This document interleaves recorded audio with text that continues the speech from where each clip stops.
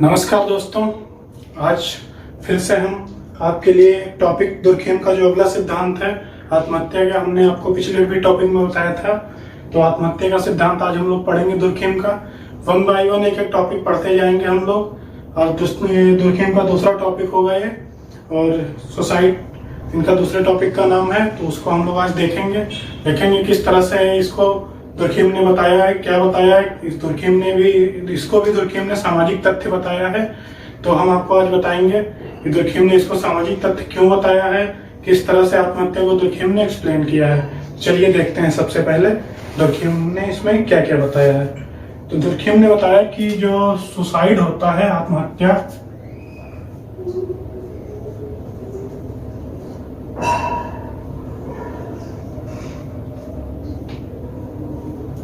Durkheim ने बताया जो सुसाइड होता है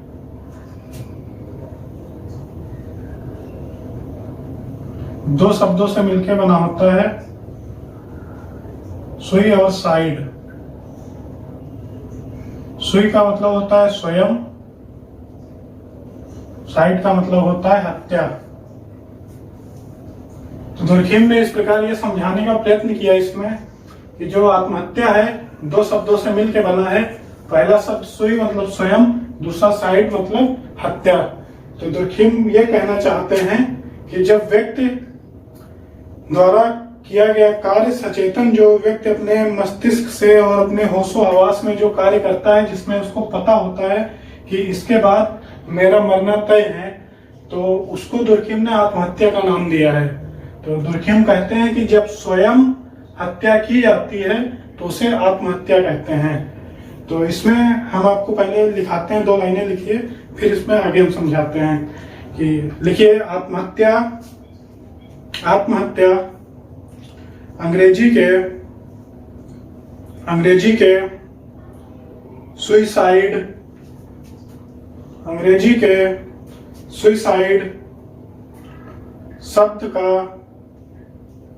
शब्द का पर्याय है जो दो शब्दों सुई अर्थात स्वयं और साइड अर्थात हत्या से बना है। इस प्रकार आत्महत्या से तात्पर्य सचेतन अपनी हत्या कर लेने से है। तो दुर्खेम कहते हैं जब व्यक्ति अपने होश हवास में, अपने चेतना में रहकर जब वो स्वयं की हत्या करता है, जिसमें उसको पता होता है कि इसके बाद उसका मरना तय है, तो उसको आत्महत्या कहते हैं। अब आत्महत्या का सिद्धांत है जो उसको दुर्खेम ने क्यों मतलब खोजा, उस सिद्धांत का अध्ययन क्यों किया, इसका भी कोई कारण रहा होगा। तो दुर्खेम जो है वो चाहते थे कि वो जो है मार्क्सवादी सिद्धांत जो है उससे थोड़ा अलग रहे, उससे हट के रहे। तो दुर्खेम ने देखा कि जो उच्च वर्ग और जो मध्यम वर्ग है उसमें आत्महत्या की घटनाएं ज्यादा होती हैं, जबकि जो निम्न वर्ग है उसकी जो निम्न वर्ग की जो समस्याएं थी वो कुछ और थी, जिसका अध्ययन मार्क्स लगातार करते हुए आ रहे थे। तो दुर्खेम ने अपने आप को मार्क्स से अलग रखने के लिए आत्महत्या के सिद्धांत का प्रतिपादन किया, आत्महत्या के सिद्धांत का अध्ययन किया। तो इसमें जो है दुर्खेम ने सबसे पहले क्या किया कि सबसे पहले दुर्खेम ने जो अन्य सिद्धांत थे उनका खंडन किया, आत्महत्या के जो अन्य सिद्धांत थे उनका खंडन किया, फिर अपना सिद्धांत दिया दुर्खेम ने।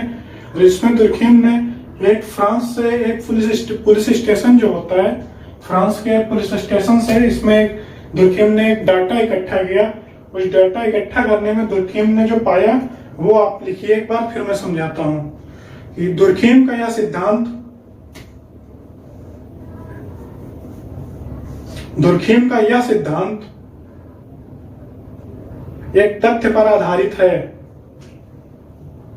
एक तथ्य पर आधारित है।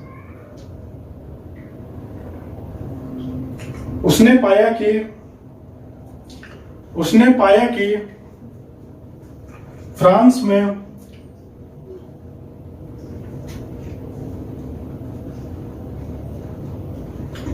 में प्रतिवर्ष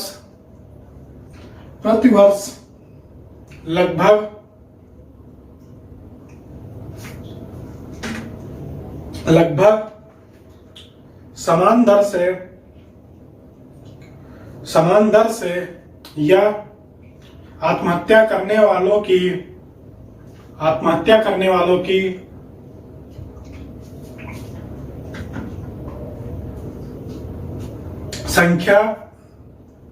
संख्या लगभग समान है। तो दुर्खेम ने क्या पाया कि उन्होंने फ्रांस के कुछ स्टेशन से एक डाटा इकट्ठा किया 3-4 सालों का। उसमें पाया उन्होंने कि प्रतिवर्ष लगभग 5,000 लोग फ्रांस में आत्महत्या करते हैं। प्रतिवर्ष लगभग 5,000 लोग आत्महत्या करते हैं। तो दुर्खेम ने अपने आत्महत्या के जो अध्ययन किया उसमें कुछ जगह 5,000 बताया जाता है और कुछ जगह किताबों में 2,000 बताया गया है। कुछ जगह 5,000 बताया, कुछ जगह 2,000 बताया गया। आपके लिए ये इंपॉर्टेंट नहीं कि 5,000 पे उन्होंने अध्ययन किया या 2,000 पे अध्ययन किया। आपके लिए ये इंपॉर्टेंट है कि जो अध्ययन हुआ इस पे उसमें क्या तथ्य निकल करके आए सामने। तो वो आप लिखिए एक बार पहले। दुर्खेम ने पाया कि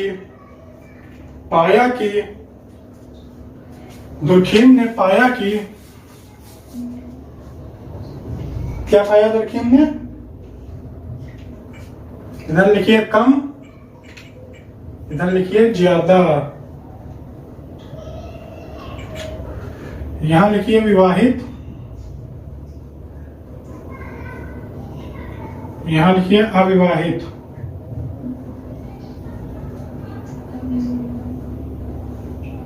यहां लिखिए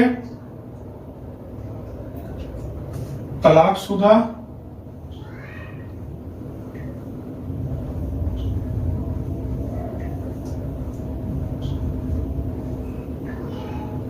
मर्द, तलाकशुदा औरत,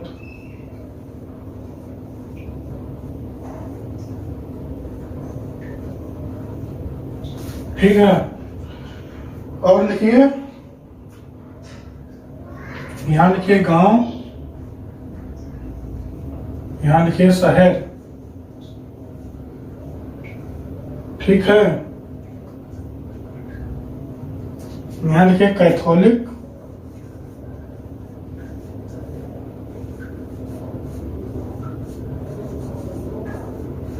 यहां लिखिए प्रोटेस्टेंट,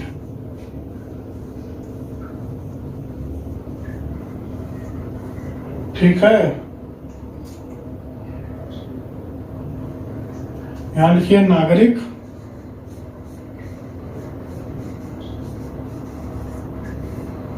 यहां लिखिए सैनिक,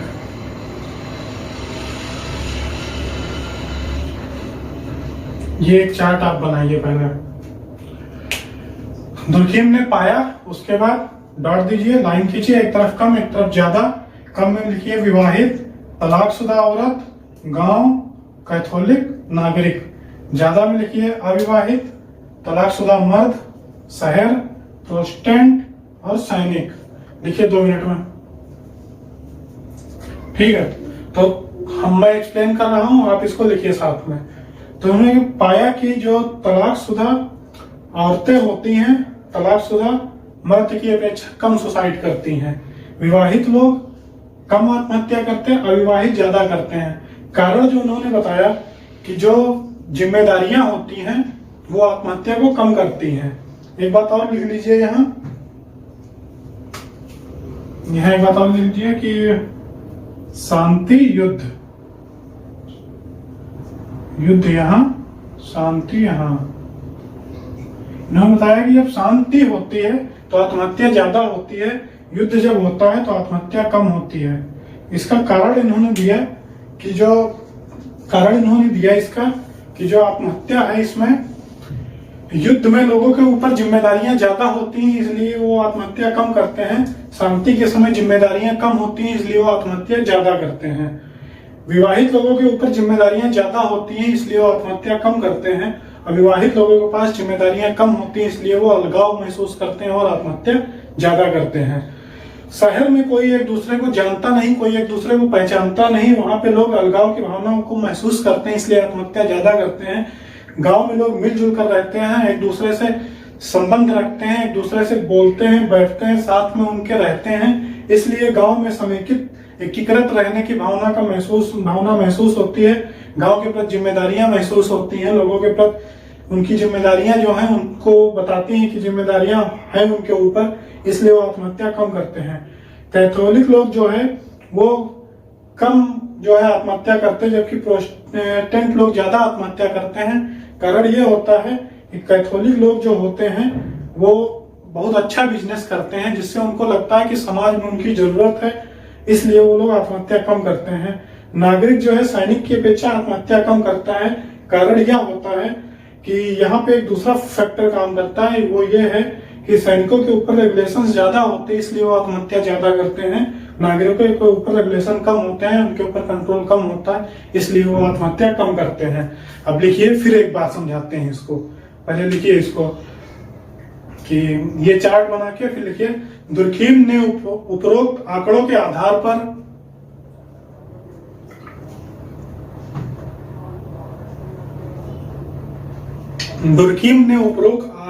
उपरोक्त आंकड़ों के आधार पर यह स्पष्ट किया कि आत्महत्या एक सामाजिक तथ्य है। दुर्खीम से पूर्व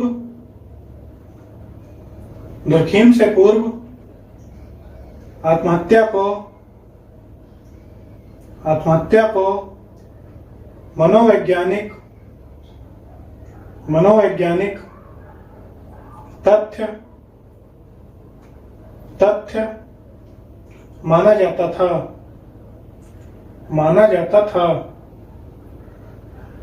तो दुर्खीम ने क्या बताया कि आत्महत्या एक सामाजिक तथ्य होने का मतलब यह हुआ कि इस पे वाह्यता, बाध्यता तथा समानता का नियम पूर्णतः लागू होता है।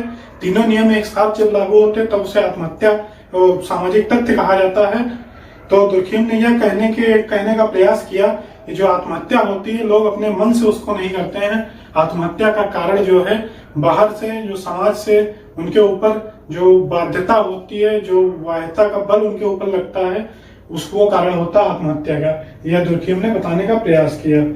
अब आत्महत्या की जो दर है वो यहाँ पे हमने आपको बताया किसमें अधिक पाई जाती है, किसमें कम पाई जाती है। तो इसके बाद जो है समाज में कहा जाता है कि 4 प्रकार की आत्महत्याएं होती हैं। तो आत्महत्या को पहले तो एक चीज समझिए आप कि रेगुलेशन कम और रेगुलेशन ज्यादा, और क्या कहते हैं कि लगाव कम और लगाव ज्यादा, 2 चीजों के आधार पे आत्महत्या होती है। तो वो आप समझिए यहाँ पे पहले।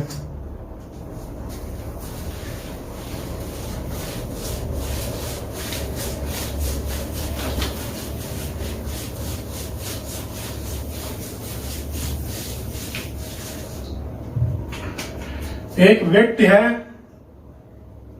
थोड़ा सुंदर सा एक व्यक्ति है, ये ठीक है, ये एक समाज है, इसमें बहुत से व्यक्ति हैं इसी तरह के समाज में, क्योंकि आपको पता है कितने से व्यक्ति रहते हैं समाज में। इस तरह से इसमें बहुत से व्यक्ति हैं समाज में।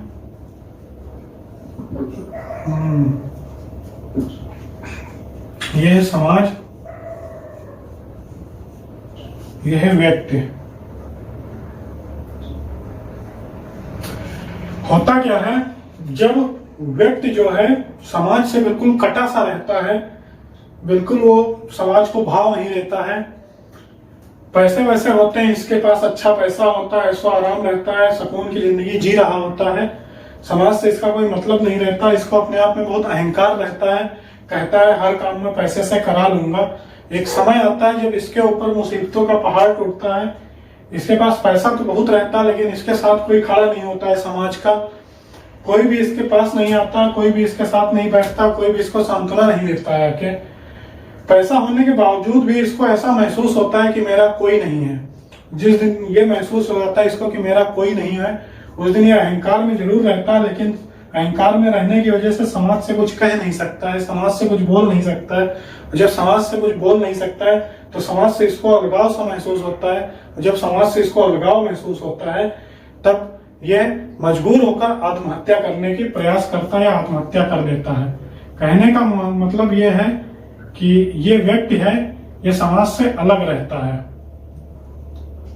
जब समाज से यह अलग रहता है इसको बहुत अहंकार रहता है, अहंकार रहता है इसको। तो अहंकार की वजह से एक बार यह आत्महत्या कर लेता है। दूसरी कंडीशन क्या आती है, दूसरी स्थिति क्या आती है कि ये समाज है, ये व्यक्ति है, बहुत ही मिला जुला व्यक्ति रहता है समाज से। जब समाज के ऊपर कोई भी मुसीबत आती है तो समाज के साथ ये तुरंत खड़ा होता है। समाज को एक तिनके का भी कष्ट होता है तो ये समाज के पास दौड़ के जाता है, समाज की पूरी मदद करता है, समाज से बहुत ज्यादा मिला जुला रहता है।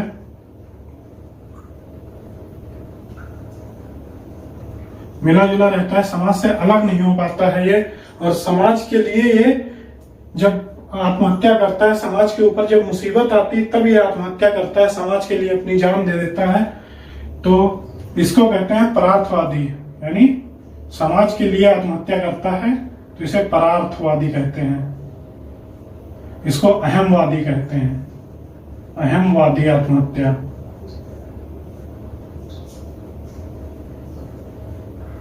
इसको इगोइस्टिक कहते हैं।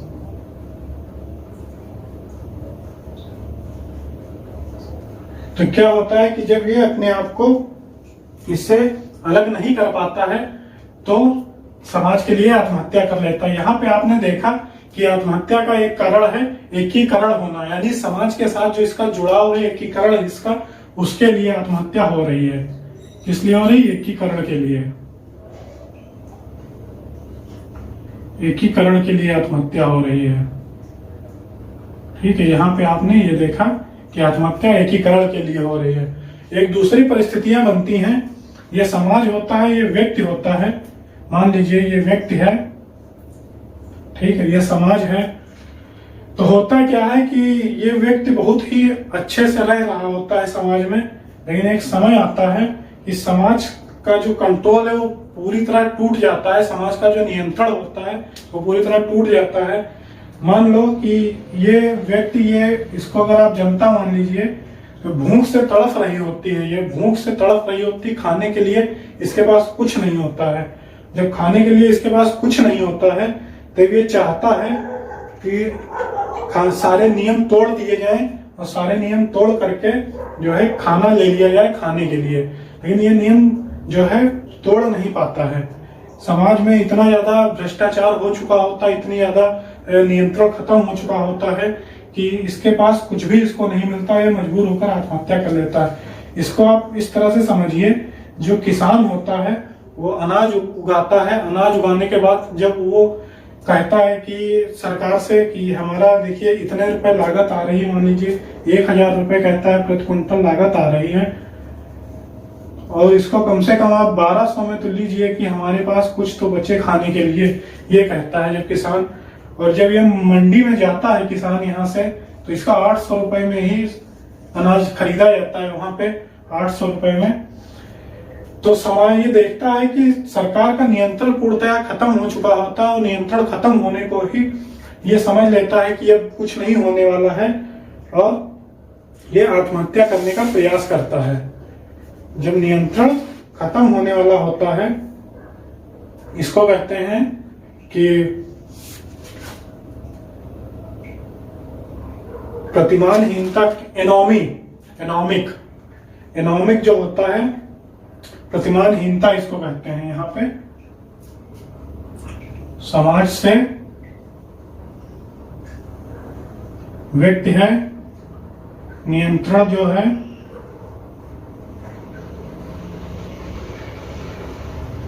नियंत्रण खत्म हो चुका होता है इसका यहाँ पे, समाज मतलब समाज का जो नियंत्रण है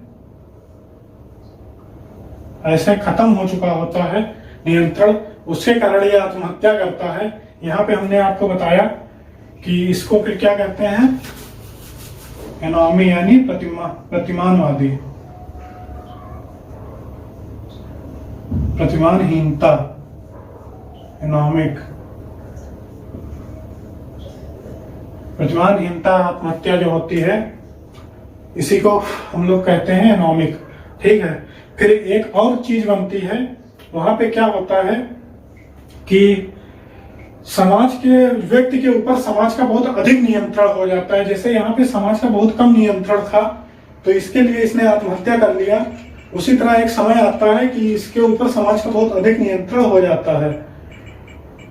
तो यहाँ पे इसको एक चीज और कहते हैं आदर्श विहीनता।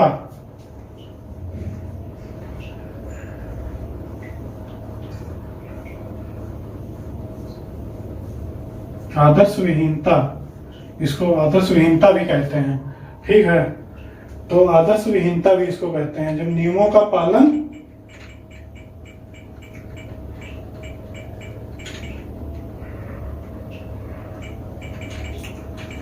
नियमों को पालन करने वाले जो लोग हैं वो सारे नियम तोड़ देना चाहते हैं और अंततः वो अकाल, भुखमरी या इस तरह की जब कंडीशन आती है समाज में, इस तरह की जब स्थितियां आती है समाज में, लोगों को खाना नहीं मिल रहा होता है, समाज उनके ऊपर बिल्कुल ध्यान नहीं दे रहा होता है, समाज का नियंत्रण खत्म हो चुका होता है उनके ऊपर, तो इस तरह से आत्महत्या करने को मजबूर होता है। इसी को आदर्शवादी या प्रतिमानहीनता कहते हैं। उसके बाद जब इसके ऊपर बहुत अधिक नियंत्रण हो जाता है, समाज का नियंत्रण बहुत अधिक हो जाता है, नियंत्रण बहुत अधिक हो जाता है, तब भी आत्महत्या कर लेता है। कारण यह होता है कि जो मान लीजिए कोई नौकर अपने मालिक के जो व्यवहार है उससे तंग आकर, मालिक का जो व्यवहार है बहुत ही नियम से और बहुत ही कठोरता के साथ उसको रखता है, बहुत ही इस तरह से उसको परेशान करके रखता है ना, तो क्या होता है कि बहुत कड़े नियंत्रण होते हैं उसके ऊपर, बहुत ही कड़े नियमों के बीच उसको रहना पड़ता है, इसलिए उसको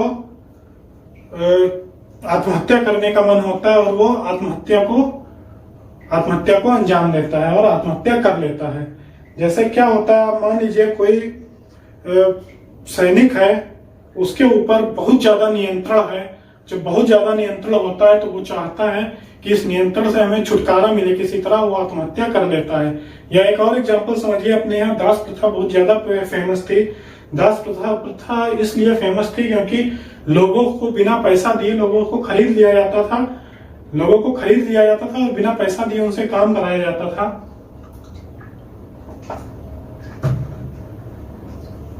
कहने का मतलब यह था कि नियंत्रण इतना ज्यादा उनके ऊपर हो जाता था कि वो लोग परेशान हो जाते थे, अंततः वो आत्महत्या करने का प्रयास करते थे। एक पिक्चर आपने देखा होगा, उसमें कौन सा एक गाना है जिसमें जिंदगी की न टूटे लड़ी, जिसमें ये गाना है, उसमें यही होता है कि लोगों को बेचा जाता है और दास बनाकर उनसे काम करवाया जाता है और वो आत्महत्या करने का प्रयास करते हैं वहां पे। तो इसको कहते हैं भाग्यवादी आत्महत्या, भाग्यवादी आत्महत्या।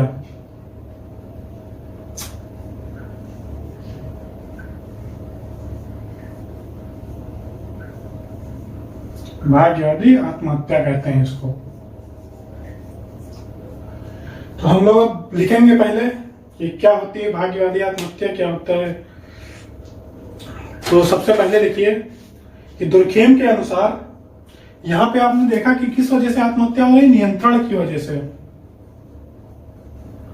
नियंत्रण कम या ज्यादा होकर जब जिम्मेदार होता है तो आत्महत्या होती है।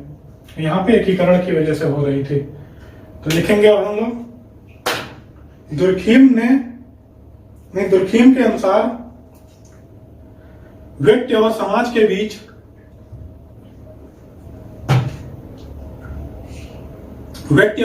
बीच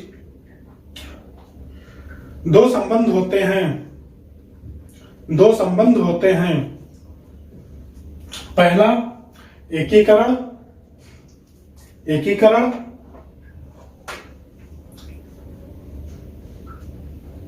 पहला एकीकरण, इसको इंग्लिश में कहते हैं इंटीग्रेशन।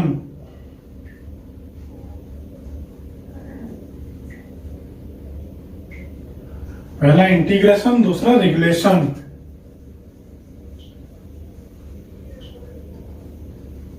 पहला एकीकरण, ब्रैकेट में लिखिए इंटीग्रेशन, दूसरा लिखिए नियंत्रण, ब्रैकेट में लिखिए रेगुलेशन। हेडिंग डालिए एकीकरण।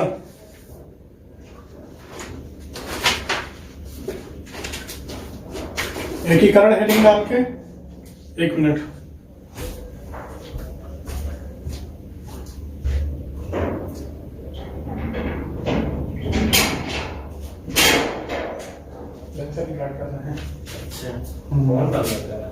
फोन ऑफ था, बंद बता रहा है। हाँ, रिकॉर्ड कर रहा है। एकीकरण डाल के लिखिए दुर्खेम के अनुसार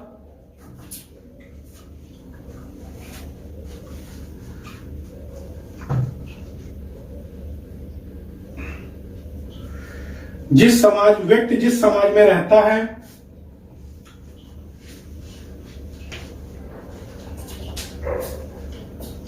व्यक्ति जिस समाज में रहता है, समाज उससे तथा वह समाज से जुड़ा रहता है, जिसे एकीकरण कहते हैं। परंतु जब समाज का व्यक्ति से जुड़ाव बहुत अधिक हो जाता है, यह जुड़ाव समाप्त हो जाता है, इन दोनों ही परिस्थितियों में व्यक्ति आत्महत्या करता है। दूसरी हेडिंग डालिए कि नियंत्रण, रेगुलेशन डाल के लिखिए व्यक्ति जिस समाज में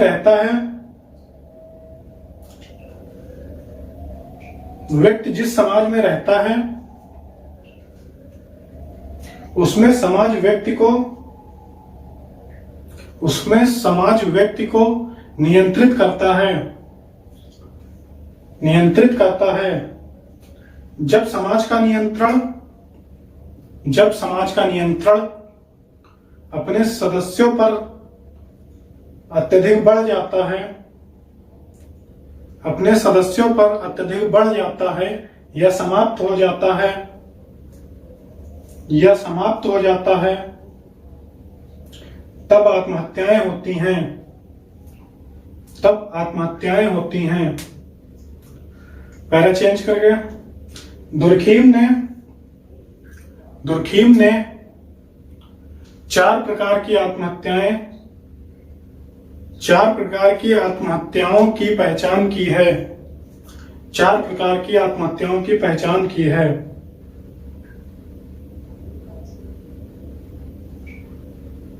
पहला अहमवादी, ये हमने आपको लिखाया अहमवादी।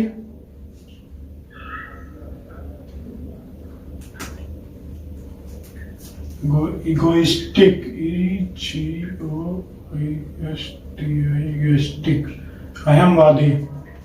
अहमवादी हेडिंग डाल करके लिखते हैं। जब व्यक्ति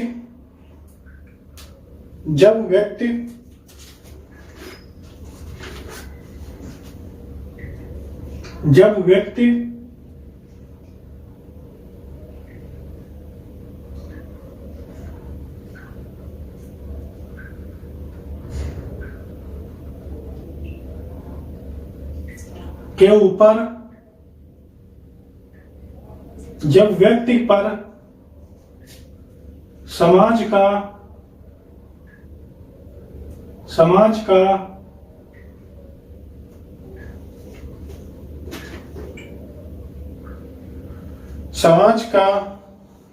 नियंत्रण, समाज का एकीकरण, समाज का एकीकरण समाप्त हो जाता है। अर्थात व्यक्ति समाज से अलग थलग रहता है, अलग थलग रहता है।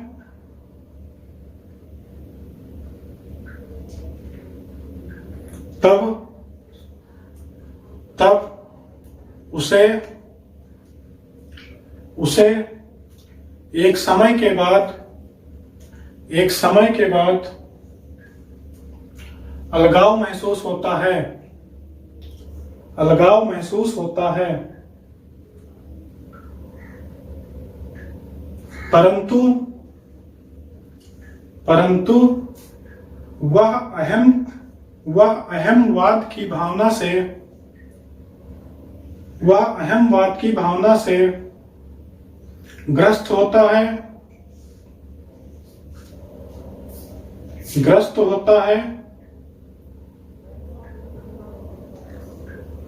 और वह सोचने लगता है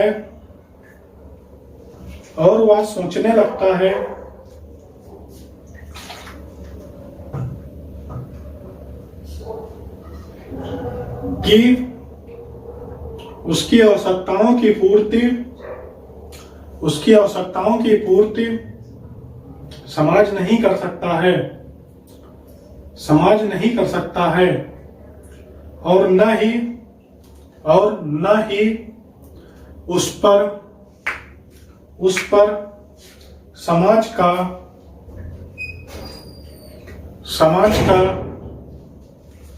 कोई दायित्व है। ऐसी स्थिति में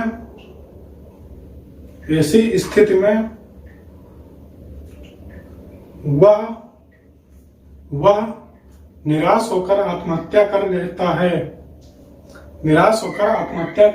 है।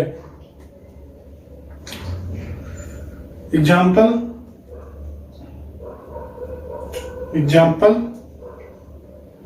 व्यापार, व्यवसाय,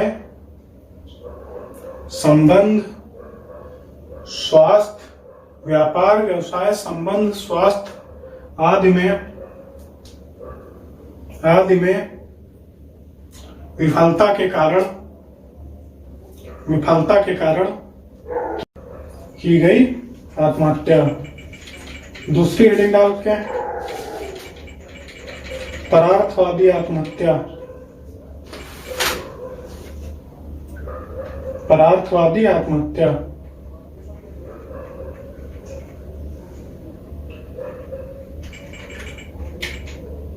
परार्थवादी में लिखते हैं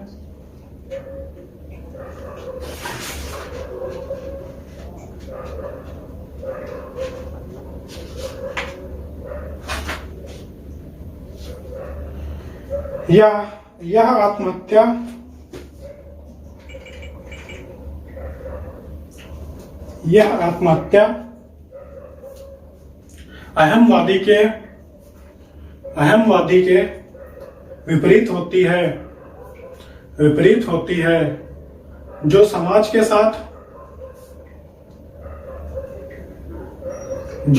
के साथ अति एकीकरण के कारण होती है। अर्थात व्यक्ति अपने समाज, देश या समुदाय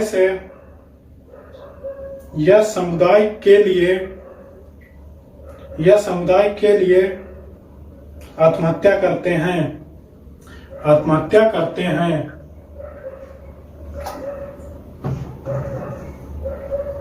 उसे परार्थवादी आत्महत्या कहते हैं, एल्ट्रिस्टिक कहते हैं अंग्रेजी में, ALTURIST।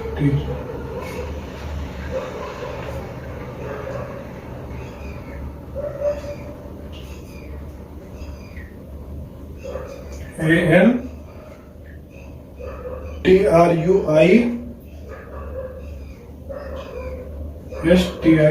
अल्ट्रुइस्टिक आत्महत्या। इसमें एग्जाम्पल में लिखिए, जैसे मानवगम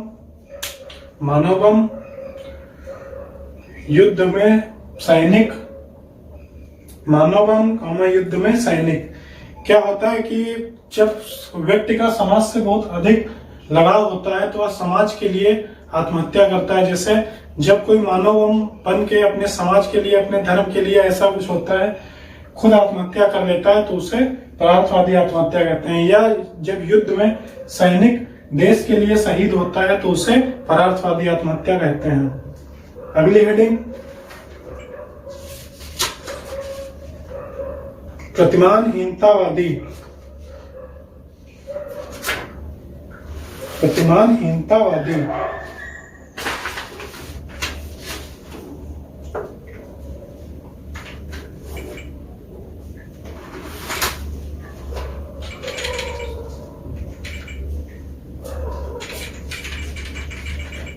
लिखते हैं, जब समाज के नियम कानून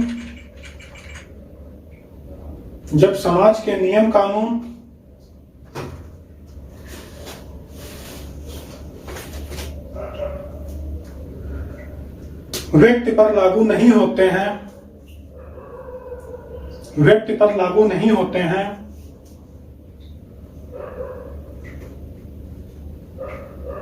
और व्यक्ति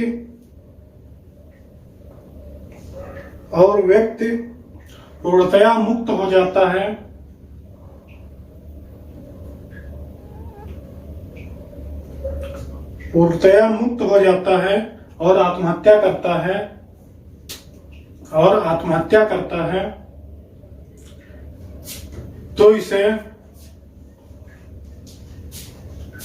तो इसे प्रतिमानहीनतावादी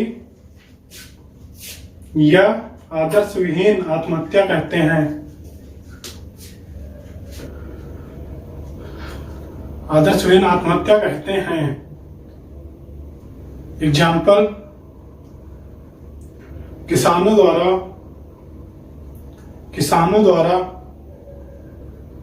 की गई आत्महत्या। किसानों द्वारा की गई आत्महत्या। चौथी हेडिंग डालेंगे हम लोग,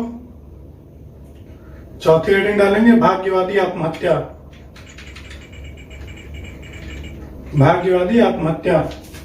ये है चौथी हेडिंग, भाग्यवादी।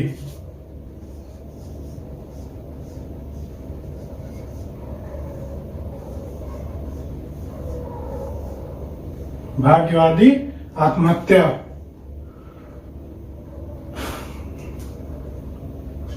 फैटलिस्टिक।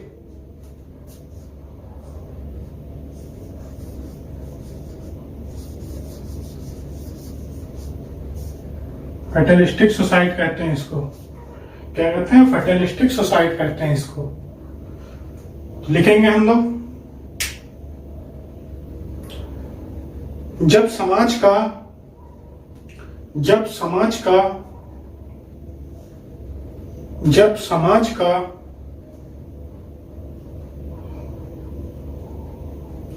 व्यक्ति पर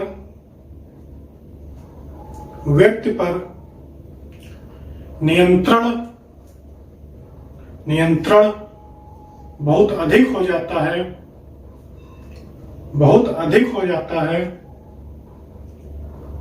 तब समाज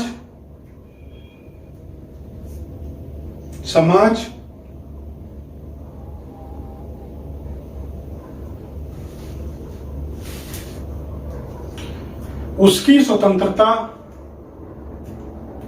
स्वतंत्रता पूरी तरह छीन लेता है।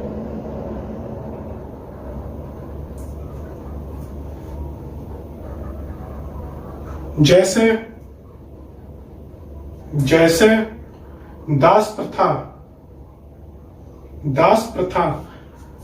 देखिए, हमने आपको बताया कि जब समाज जो है व्यक्ति पर बहुत अधिक नियंत्रण कर देता है, तब व्यक्ति परेशान हो जाता है, उस नियंत्रण से मुक्ति पाना चाहता है।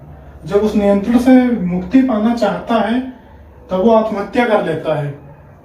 तो जब मुक्ति पाने के लिए वो आत्महत्या करता है तो इसे भाग्यवादी या फैटलिस्टिक सुसाइड कहते हैं। ठीक है, हमने पहले आपको बताया उसके कि प्रतिमाहीनता क्या होती है, जब व्यक्ति पर नियंत्रण बहुत कम रहता है समाज का। जैसे हमने आपको एग्जांपल दिया कि किसान अपना अनाज उगाता है, 1000 रुपये प्रति क्विंटल की मान लीजिए उसकी लागत आ रही है, जब वो मंडी लेकर जाता है तो वहां 800 रुपये प्रति क्विंटल ही उसको कीमत मिलती है उसकी, और जबकि सरकार बोलती है कि उसको 2000 रुपये प्रति क्विंटल मिलेगा। तो वो देखता है कि सरकार का बिल्कुल भी उस पर मंडी पे कंट्रोल नहीं है। उसी तरह जब समाज का बिल्कुल भी व्यक्ति पर कंट्रोल नहीं रहता है तो वो आत्महत्या करने का प्रयास करता है। इसको हम लोग आदर्श विहीनता या प्रतिमानवादी या एनोमिक सुसाइड कहते हैं। ठीक है, आगे यहाँ तक समझ में? अगर कोई भी क्वेश्चन आ रहा है दिमाग में तो प्लीज कमेंट में करके पूछिए। इसके बाद हम आपको एक क्वेश्चन लिखाएंगे आज, ये टॉपिक कंप्लीट करने के बाद फिर आपको हम बताते हैं कि क्वेश्चन कैसे लिखा जाता है। कल के लेक्चर में हम आपको ये भी बताएंगे क्वेश्चन कैसे लिखा जाएगा। तो यहाँ तक आपने लिख लिया होगा। अब आप ये समझिए, जैसे गुलाम होते हैं, गुलाम तो वो भी इसी में आते हैं, भाग्यवादी आत्महत्या उनकी होती है। वो भी उन जो उनके ऊपर कड़े प्रतिबंध होते हैं उनसे वो मुक्ति पाना चाहते हैं और वो सुसाइड कर लेते हैं। तो हम लोग अब इसकी आलोचनाएं लिखेंगे। सबसे पहले गैब्रिएल टार्ड ने दिया था आलोचना, लिखते हैं सबसे पहले आलोचना गैब्रिएल टार्ड की। जी टार्ड लिखिए, जी टार्ड, ये गैब्रिएल टार्ड लिख लीजिए। जी टार्ड की जगह सबसे पहली आलोचना है गैब्रिएल टार्ड की। गैब्रिएल टार्ड मानते हैं कि आत्महत्या में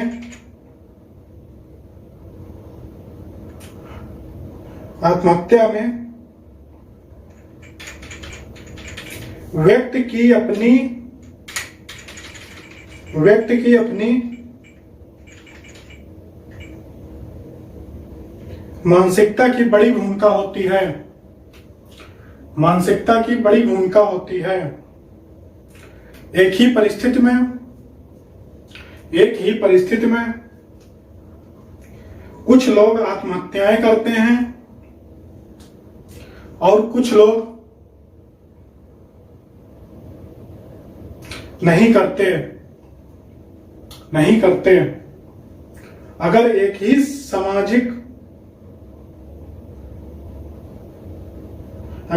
सामाजिक तथ्य है तो सभी आत्महत्याएं क्यों नहीं करते? दुर्खीम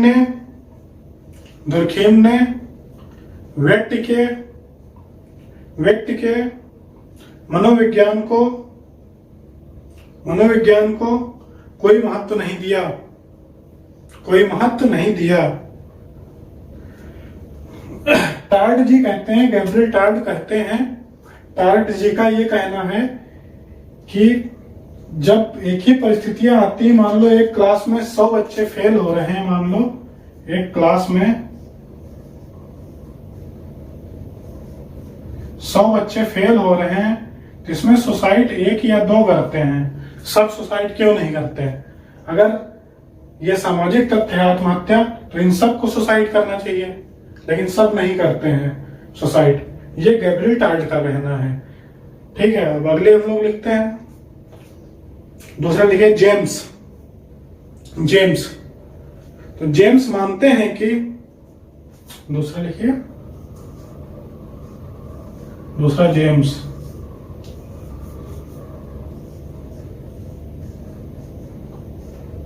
जेम्स मानते हैं कि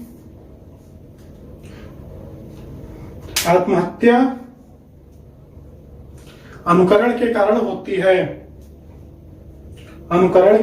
होती है। इनके अनुसार व्यक्ति समाज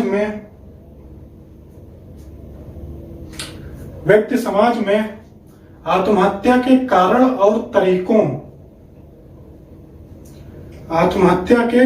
और तरीकों के बारे में सुनता है तथा जब व्यक्ति इनमें से किसी एक परिस्थिति में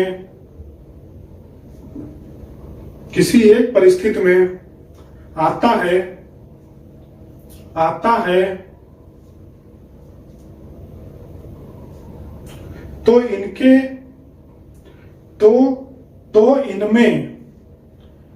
इनमें किसी एक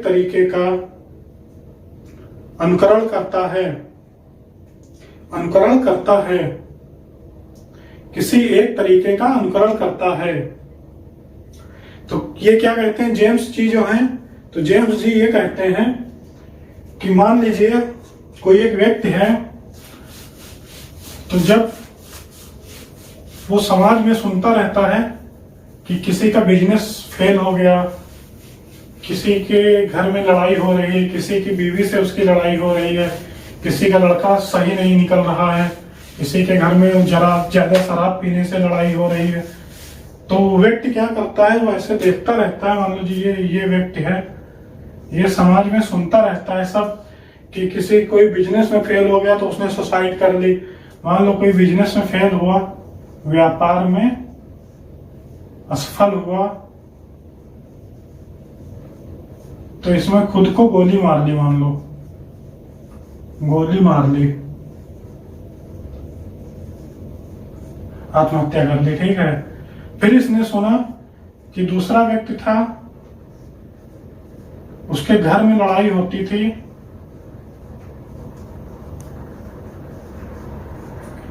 तो उसने क्या किया, जहर खा लिया।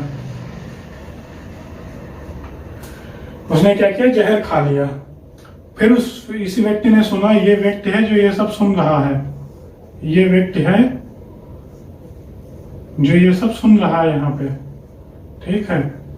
तीसरा इसने सुना कि मान लो ये व्यक्ति है, एक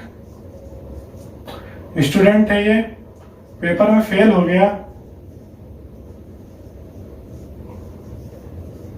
परीक्षा में जब फेल हो गया तो इसने जो है ट्रेन की पटरी पे जाके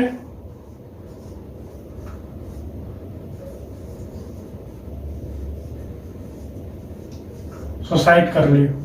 फिर इसने सुना कि ये कोई व्यक्ति था, ये किसी ऐसी बीमारी से पीड़ित था, कोई ऐसी स्वास्थ्य समस्या थी जो सही नहीं हो सकती थी, जिसमें बहुत ज्यादा कष्ट होने वाला था, स्वास्थ्य कारण मान लो इसके थे, नहीं हो सकता था, तो इसने क्या किया, फांसी लगा ली। फांसी लगा के आत्महत्या कर ली इसने। ये व्यक्ति इन सब चीजों को सुन रहा था, इन सब चीजों को एक बाई एक करके।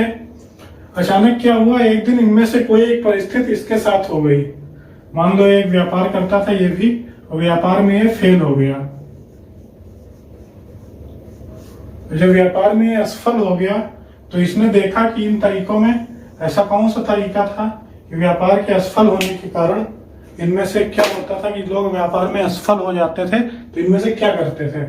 तो उसने देखा व्यापार में जब कोई असफल होता था तो गोली मार लेता था। तो इसने क्या किया, जब ये व्यापार में असफल हुआ तो इसने भी गोली मार ली।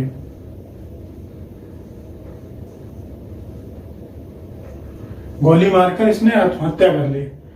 तो जेम्स जी का ये कहना है कि जेम्स जी कहते हैं कि कोई व्यक्ति जो समाज में रहता है वो देखता है कि किस परिस्थिति में और किस तरीके से, किस कारण से और किस तरीके से। एक तो क्या करता है, कारण का अध्ययन करता है, एक देखता है तरीका। दो चीजों पे वो ध्यान देता है कि किस कारण से और किस तरीके से आत्महत्याएं हो रही हैं। तो वो जब उनमें से किसी एक परिस्थिति में आता है तो ठीक उसी तरह वो भी आत्महत्या करता है। ये जेम्स जी का कहना है। ठीक है, अनुकरण सिद्धांत है इनका, जेम्स जी का अनुकरण सिद्धांत है। ये अनुकरण करते हैं इसमें, अनुकरण सिद्धांत।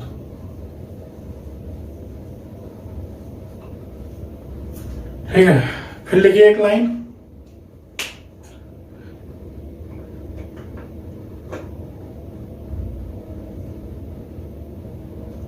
इनके अनुसार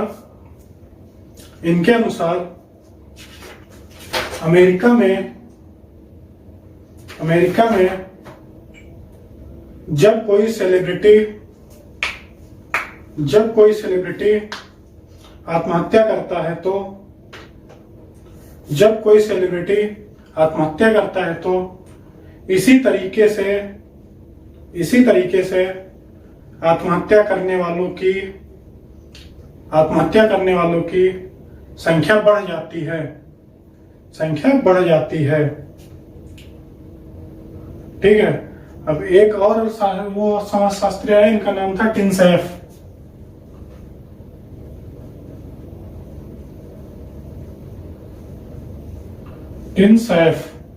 एक समाजशास्त्री हुए।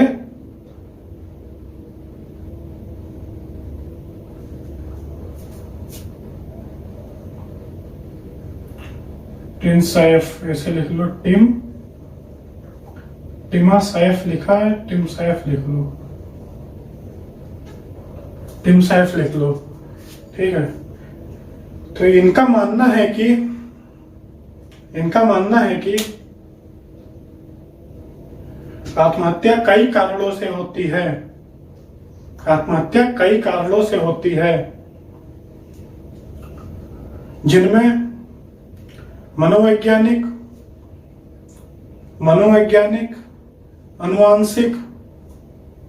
अनुवांशिक, पर्यावरणिक आदि कारण भी जिम्मेदार होते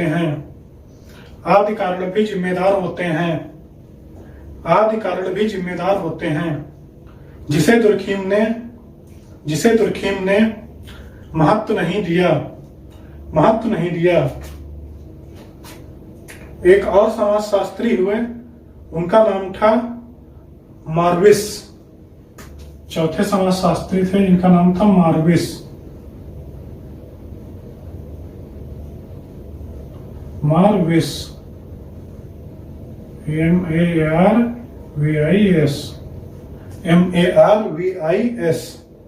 मार्विस। देखिए, मार्विस आत्महत्या को एक भावनात्मक एवं संवेदनात्मक मुद्दा मानते हैं। प्रत्येक व्यक्ति की मानसिक बनावट एक सी नहीं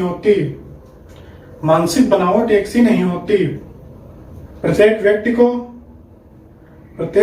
को स्ट्रेस को हिंदी में क्या कहेंगे? तनाव।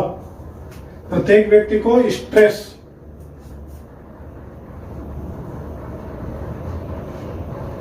तनाव सहने की एक सी क्षमता नहीं होती। इसीलिए लोग आत्महत्या करते हैं।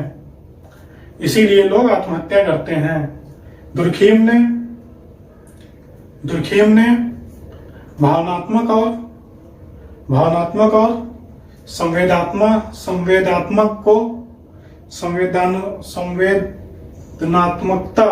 संवेदनात्मकता को बिल्कुल भी महत्व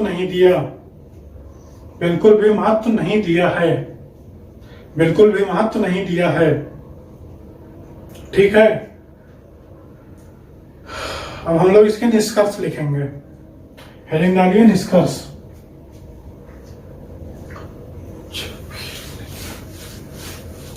संवेदात्मक भावनात्मक का एक अभी लेटेस्ट का उदाहरण है। अभी न्यूज में आ रहा था, कल के न्यूज में, कि एक लड़की की माता जी एक्सपायर हो गई थी कोरोना से, और उसके बाद 9 बजे उसकी माता जी एक्सपायर हुई। 12 बजे रात में उसको पता चला कि उसके पिताजी भी एक्सपायर हो गए। जब उसको ये पता चला 12 बजे रात में उसके पिताजी एक्सपायर हो गए, तो वो छत से कूद के अपनी जान देने की उसने कोशिश की। हालांकि उसे बचा लिया गया, छत से वो कूद रही थी तभी, लेकिन उसने भावनात्मक और संवेदनात्मक के कारण, भावनात्मकता उसके अंदर अपने माँ बाप से इतना जुड़ाव था, इतना भावनाएं उसकी थी, उस वजह से उसने कोशिश की आत्महत्या करने की। अब हम लोग क्या लिखेंगे इसका निष्कर्ष।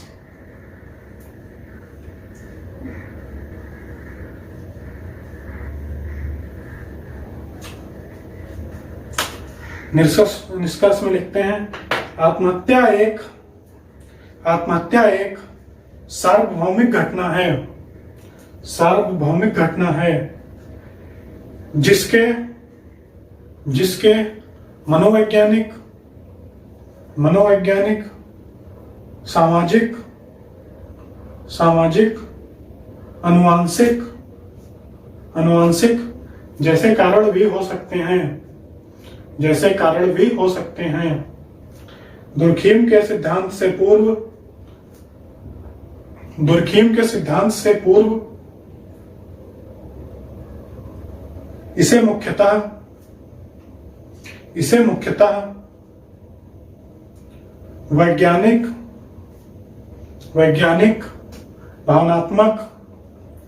भावनात्मक अवधारणा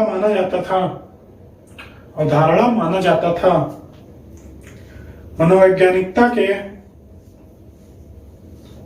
मनोवैज्ञानिकों के अनुसार हर व्यक्ति की मानसिक बनावट एक सी नहीं होती।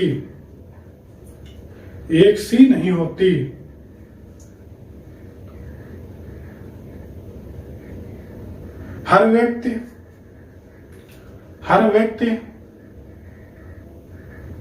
विपरीत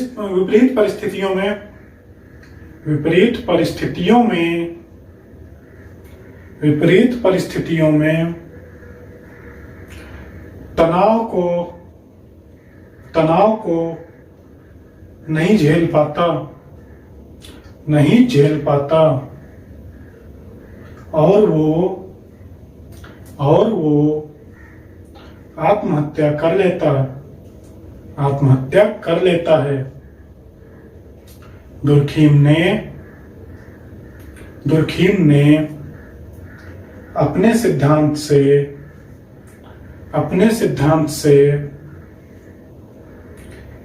इसके मनोवैज्ञानिक तथ्य को अस्वीकार किया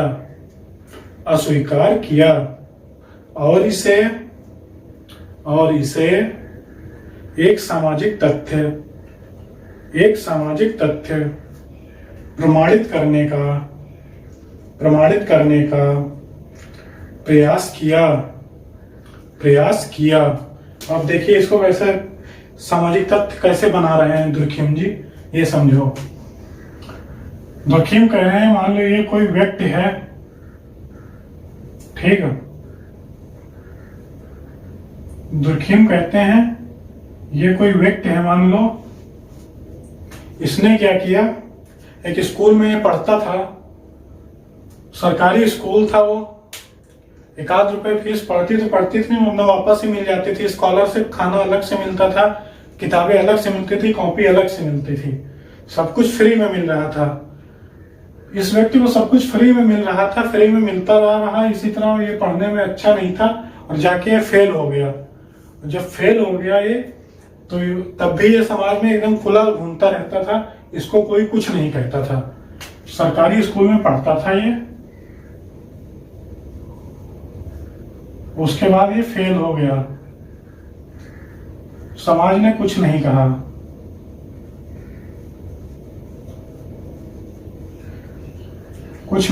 इसको। उसके बाद क्या हुआ, एक व्यक्ति मान लो ये था, ये पढ़ता था प्राइवेट स्कूल में, ये व्यक्ति ये प्राइवेट स्कूल में पढ़ता था, प्राइवेट स्कूल में, तो यहाँ तो फीस इसकी जो थी वापस मिलती थी उल्टा इसको स्कॉलरशिप।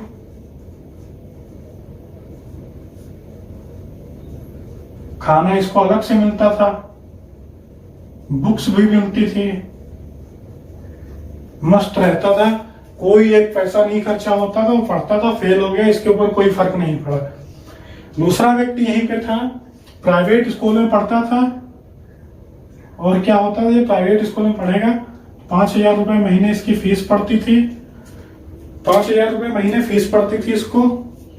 किताबें कम से कम 15,000 रुपए 20,000 रुपए की हर साल ही लेना पड़ता था इसको, 15-20,000 रुपए की इसको किताबें लेनी पड़ती थी, 5,000 रुपए इसकी फीस पड़ती थी हर महीने, फीस 20,000 रुपए की बुक्स लेनी पड़ी इसको। हॉस्टल में रहा, 1 लाख रुपए हॉस्टल में जमा हुआ।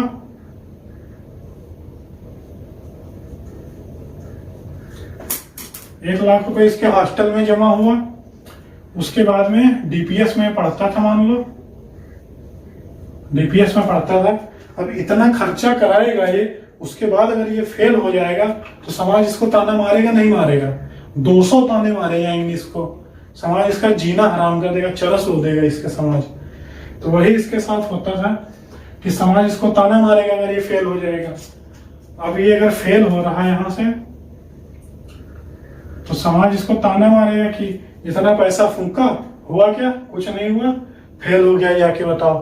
कहेगा इतनी पैसा फूंका, 5,000 रुपए फीस और महीने 20,000 की किताबें पढ़ी, 1 लाख हॉस्टल का दिया, 81 से रहता था, फेल हो गया, किया क्या? पढ़ा ही नहीं, बोला चल तो सुसाइड कर। जब समाज इसको इतना ताना मारेगा तो क्या होगा? ये आत्महत्या करेगा, जाके आत्महत्या करेगा नहीं करेगा? ये आत्महत्या कर लेगा। जब समाज इतना ताना मारेगा तो आत्महत्या कर लेगा। तो यही चीज दुर्खिम बताते हैं कि देखो, ये जब समाज से चीजें आ रही तो समाज से आ रही मतलब वाह है, समाज मतलब बाहर से आ रही तो मतलब वाह्यता का गुण लग रहा है यहाँ पे। फिर अब इसको इतने ताने मारे जा रहे हैं कि ये मजबूर हो चुका और कुछ कर ही नहीं सकता है। तो इसी तरह इस पे बाध्यता बाध्य हो चुका है अभी सुसाइड करने के लिए, बाध्यता का भी गुण आ रहा है लक्षण यहाँ पे। और सामान्यतः जो भी इतनी महंगी फीस में पढ़ेगा उसको समाज ताने मारेगा तो उसको सुसाइड करना पड़ेगा, तो सामान्यता का भी गुण लग रहा है। ठीक है, तो इस तरह सामाजिक तथ्य इसको बताया दुर्खिम ने। चलो आगे लिखते हैं, पैराग्राफ चेंज करके। दुर्खिम के अनुसार समाज में अनेक आत्महत्याएं होती हैं, समाज में अनेक आत्महत्याएं होती हैं जिसके कारण ज्ञात या अज्ञात होते हैं, जिनके कारण ज्ञात या अज्ञात होते हैं। जैसे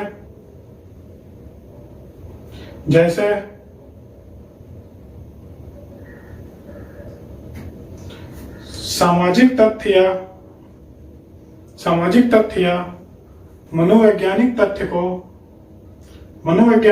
को सदैव पृथक नहीं किया जा सकता, सदैव पृथक नहीं किया जा सकता। अभी आत्महत्या करेगा तो इसका भी दिमाग कुछ चल रहा होगा कि यार इतना पापा ने इतना पैसा फूंक दिया, सब कुछ किया, उसके बाद हम फेल हो गए, तो ऐसे जीने का क्या मतलब है? ये सब भी चल रहा होगा, समाज वाले जीने नहीं देंगे, ताना मार रहे हैं। तो इस तरह से इसके भी दिमाग में कुछ चल रहा होगा। वही दुर्खिम बता रहे हैं कि मनोवैज्ञानिक तथ्य और सामाजिक तथ्य को सदैव पृथक नहीं किया जा सकता। उसी प्रकार सभी आत्महत्याओं को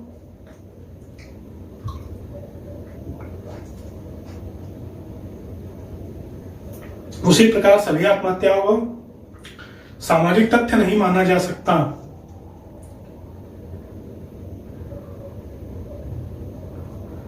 सभी आत्महत्याओं को सामाजिक तथ्य नहीं माना जा सकता। विशेषकर अहमवादी, प्रतिमानहीनतावादी,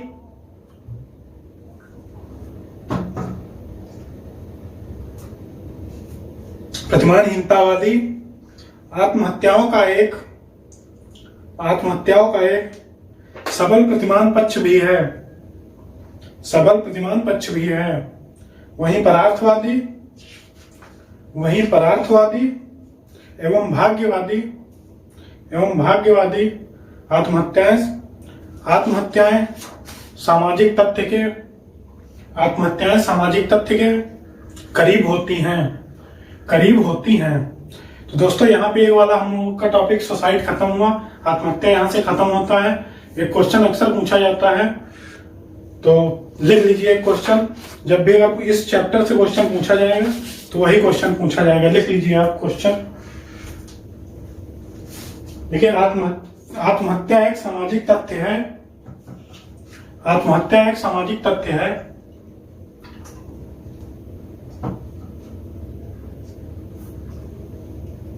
आत्महत्या एक सामाजिक तथ्य है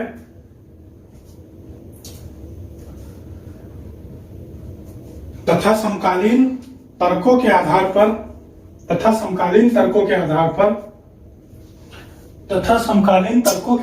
पर इसकी विवेचना करें।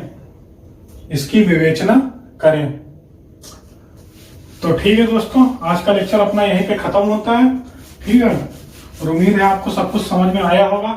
दोस्तों, एक समस्या अक्सर अपने साथ बनी रह रही है, वो ये है कि अपना लेक्चर जो है सारे स्टूडेंट्स के पास तक नहीं पहुंच रहा है।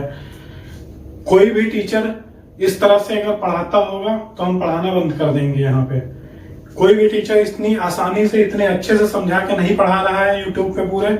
इधर उधर भागना बंद करिए। आप ज्यादा इधर उधर भागेंगे, ज्यादा चीजें दिमाग में जाएंगी, समझ में कुछ भी नहीं आएगा। आप एक जगह रुक के जिस टीचर की बातें आपको समझ में आ रही, जरूरी नहीं हमारे पास आप पढ़िए, जिस भी टीचर का पढ़ाया हुआ आपको समझ में आ रहा है उससे पढ़िए, बाकायदा नोट्स बनाइए। और जो भी अगर टीचर पढ़ा रहा है तो एक काम जरूर करिए, लास्ट ईयर के पेपर देखते रहिए, क्या उससे जो पुराने क्वेश्चन आए हैं वो नोट्स से हो रहे हैं या नहीं हो रहे हैं। अगर हमारे भी आप नोट्स उठा के देखिए और ये देखिए क्या पुराने चैप्टर जो क्वेश्चन आए हुए हैं वो इससे सॉल्व हो रहे हैं या नहीं हो रहे हैं, ये आप देखते रहिए। तो इससे आपको पता चलता रहेगा कि जो ट्रैक यूपीएससी या पीसीएस या बीपीएससी किसी का भी है, उसी ट्रैक पे आप पढ़ रहे हैं या नहीं पढ़ रहे हैं। इससे आपको आसानी भी रहेगी कि क्या हमें पढ़ना है और आपको चीजें समझ में भी आएंगी कि कितना आपने पढ़ा है। तो दोस्तों, आज का लेक्चर हम यहीं पे खत्म करते हैं। अगर अच्छा लगे आपको लेक्चर तो प्लीज लाइक करें, सब्सक्राइब करें, क्योंकि इसको जितना आप शेयर करेंगे उतने ज्यादा स्टूडेंट्स के पास तक पहुंचेगा। ठीक है, धन्यवाद।